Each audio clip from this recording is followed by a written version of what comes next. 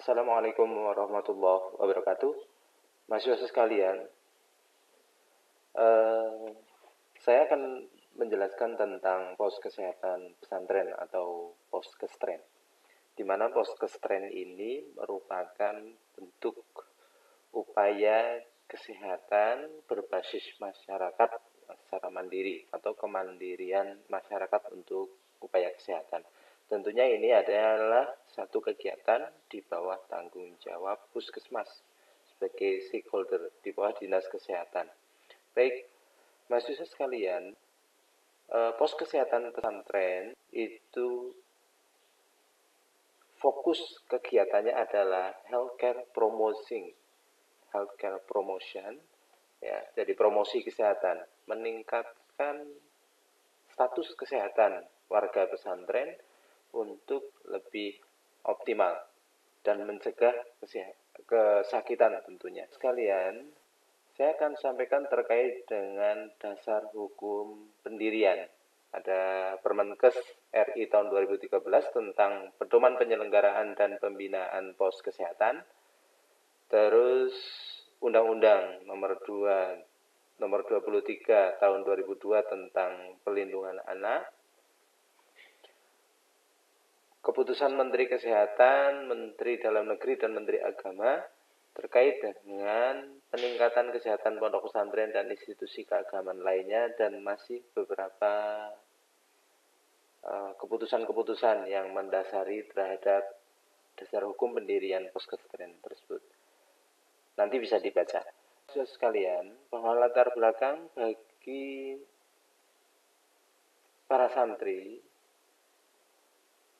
poskestren merupakan bagian upaya dari warga, santri husada, dan masyarakat pada umumnya untuk meningkatkan kesehatan, meningkatkan sumber daya masyarakat.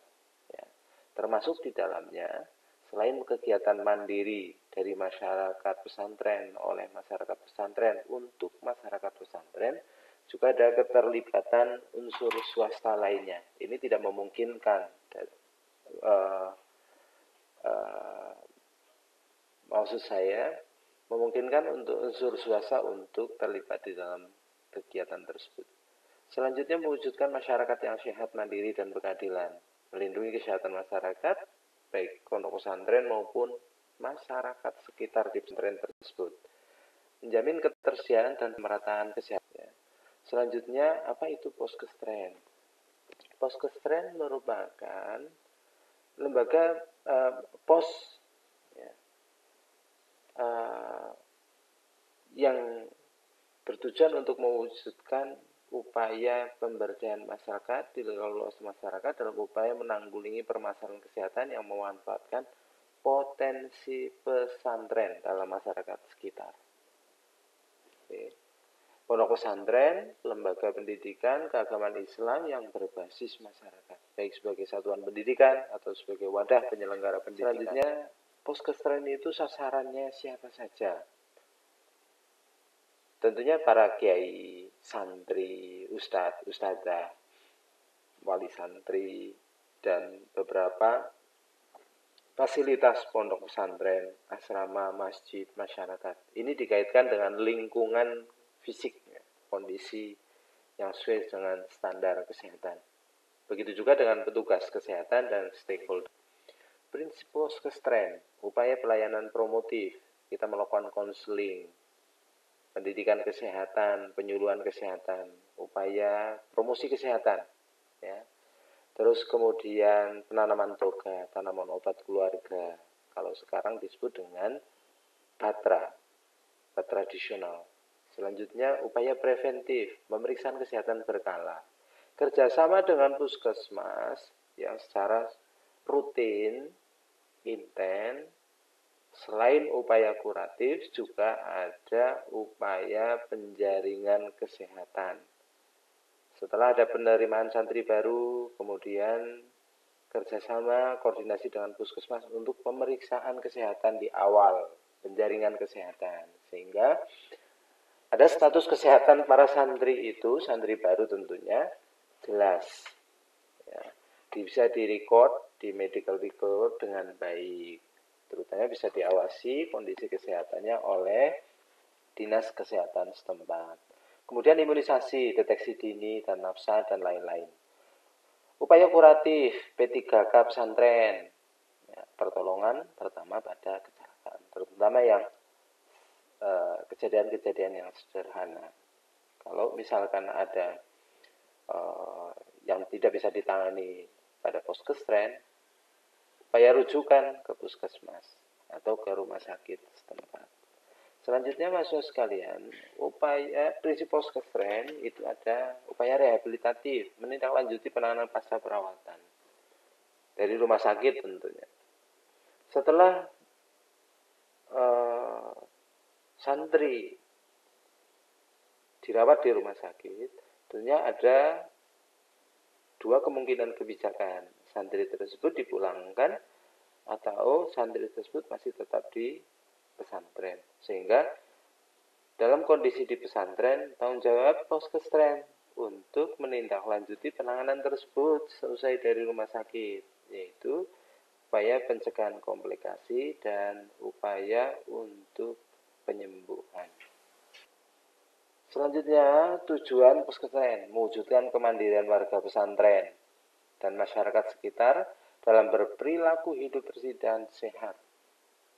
Yang paling penting, kegiatan poskestren ini bagaimana secara mandiri warga pesantren itu bisa memenuhi kebutuhan hidupnya, kebutuhan hidup bersih dan sehat. Meningkatkan pengetahuan tentang kesehatan, meningkatkan sikap dan perilaku hidup bersih sehat, meningkatkan peran serta aktif ponpes dan warga masyarakat dalam upaya kesehatan. Di situ ada santri husada dan santri siaga bencana. Terus kemudian memenuhi layanan kesehatan dasar pondoknya. Manfaat poskestren bagi pondok pesantren itu mudahnya akses pelayanan kesehatan yang tersedia, penyebaran informasi kesehatan, pengembangan kerjasama dengan lembaga lain, fasilitas sanitasi terpelihara. Bagi warga sekitar tentunya itu juga kemudahan informasi kesehatan, pelayanan kesehatan dasar, serta mewujudkan kondisi kesehatan yang lebih baik. Tentunya dengan akses pelayanan kesehatan yang tersedia mudah accessibility-nya. Kalau melihat posisi poskestren itu, kita di tengah-tengah, ya, sebagai stakeholdernya, dinas kesehatan dan puskesmas bertanggung jawab terhadap pelaksanaan poskestren. Tidak hanya dinas kesehatan dan puskesmas, tentunya pemerintah desa, kecamatan. Bahkan Kementerian Agama sebagai penyelenggara pendidikan juga ikut bertanggung jawab terhadap pengawasan kegiatan poskestren serta instansi lainnya. Lanjut mahasiswa sekalian, kalau kita gambarkan struktur organisasinya secara sederhana seperti ini, kegiatan yang bisa dilakukan, kegiatan, ya, langkah-langkah pembentukan. Yang pertama adalah persiapan. Persiapan internal puskesmas, koordinasi dengan lintas sektor. Tadi ya, jadi semua sasaran itu dilibatkan. Dari pengelola pondok, Pak Yai, Ustadzah, itu keterlibatan dengan puskesmas juga. Kemudian pelatihan survei mawas diri. Seperti apa sih survei mawas diri? Tentunya nanti bagian promkes di puskesmas, PJ Promkes akan memandu bagaimana pelatihan survei mawas diri atau SMD. Setelah itu, kita lakukan SMD, survei mawas diri. Sampel diambil minimal 30 warga dari semua unsur, termasuk observasi lingkungan. Sehingga muncul masalah, ada musyawarah warga pondok pesantren atau musyawarah masyarakat pondok pesantren, sama saja MMPP, MDPP, MWPP, maaf. Setelah kita bermusyawarah, ya, penyelenggaraan Poskesren semua dibahas di situ. Ya. Sehingga memaparkan hasil SMD di MMPP. Ya. Setelah di dalam musyawarah itu, urutkan masalah rincian potensi yang dimiliki, rumusan masalah dan potensi yang dilakukan secara musyawarah mufakat dengan seluruh unsur warga, masyarakat, pondok pesantren, dan warga sekitar pondok pesantren. Upaya pemecahan masalahnya itu seperti apa? Sehingga jalan satu-satunya adalah pembentukan Poskestren. Memilih mengelola kader Poskestren. Ya. Internal Poskestren dan penanggung jawabnya dari pengelola itu dipilih. Membuat rencana kegiatan penanggulangan masalah kesehatan. Sehingga MMPD itu bisa dilaksanakan membahas hasil SMD. Kemudian setelah selesai, kita bisa peresmian. Sebelumnya ada diklat. Ya. Bisa dilakukan upaya pengembangannya dengan diklat. Diklat tentang kesehatan masyarakat, gizi, PHBS, kesehatan reproduksi, atau membuat plan of action lainnya. Selanjutnya, sarana kelengkapan Poskestren. Peralatan medis yang disesuaikan dengan jenis perawatan yang disediakan. Contohnya ada singkit, pungkur tinggi badan, berat badan, poster, leaflet, dan sebagainya. Selanjutnya, peralatan non-medis, meja, almari, sketsel, dan lain-lain. Obat-obatan sesuai dengan petunjuk dari tugas dan tanggung jawab bagi kader Poskestren atau santri husada itu menggerakkan masyarakat, membuat ide kegiatan di masyarakat pesantren seperti penyuluhan, inspeksi, dan sanitasi. Selanjutnya, mengelola Poskestren, bertanggung jawab terhadap kelangsungan Poskestren seperti menggalang dukungan dana, kemitraan, pencatatan, dan pengorganisasian.